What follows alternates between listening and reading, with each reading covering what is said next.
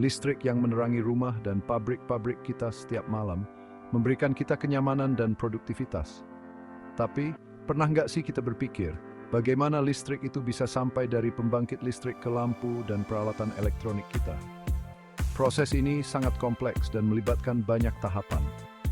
Perjalanan listrik ini dimulai dari pembangkit listrik, di mana energi dihasilkan dari berbagai sumber, seperti batu bara, gas alam, yang kemudian diubah menjadi listrik. Atau sumber energi terbarukan seperti angin dan matahari. Sumber-sumber ini semakin penting dalam upaya kita mengurangi dampak lingkungan. Listrik ini kemudian dialirkan melalui jaringan transmisi, gardu induk, yang memastikan listrik dapat mencapai jarak yang jauh tanpa kehilangan banyak energi.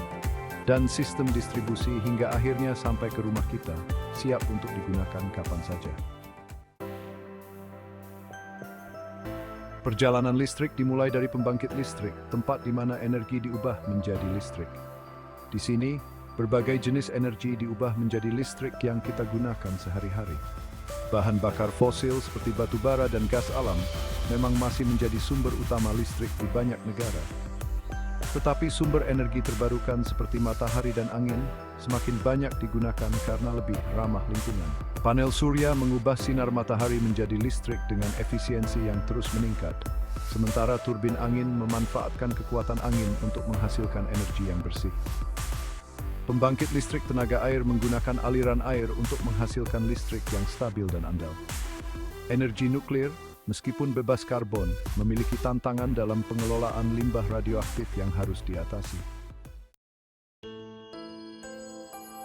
Setelah dihasilkan, listrik harus melakukan perjalanan jauh untuk mencapai kita, para pengguna.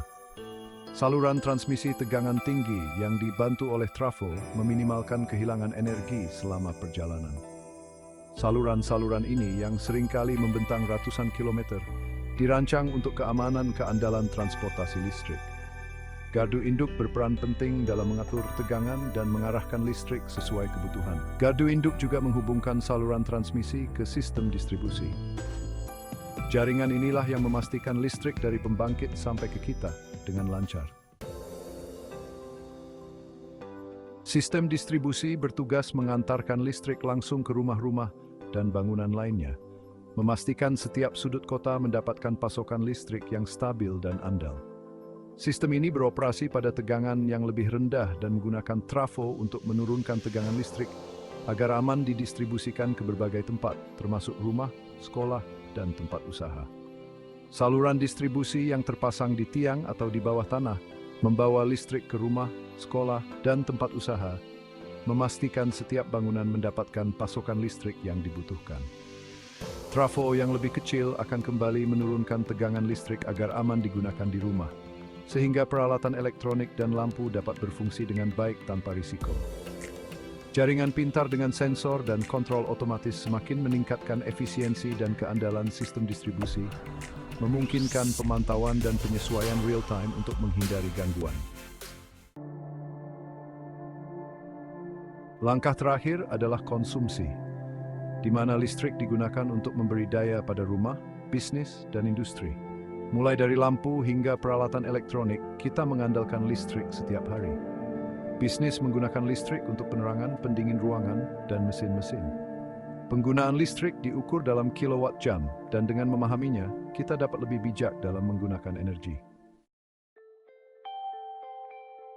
Sistem kelistrikan, dari pembangkit hingga konsumsi, adalah jaringan yang kompleks dan saling terhubung. Menggunakan energi yang lebih bersih, meningkatkan efisiensi, dan memodernisasi jaringan listrik sangatlah penting.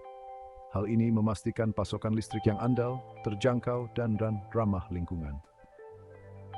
Dengan memahami sistem ini, kita dapat membuat keputusan yang tepat tentang penggunaan energi untuk masa depan yang berkelanjutan. Subscribe Practical Insight untuk mendapatkan informasi terbaru seputar kelistrikan dan energi terbarukan.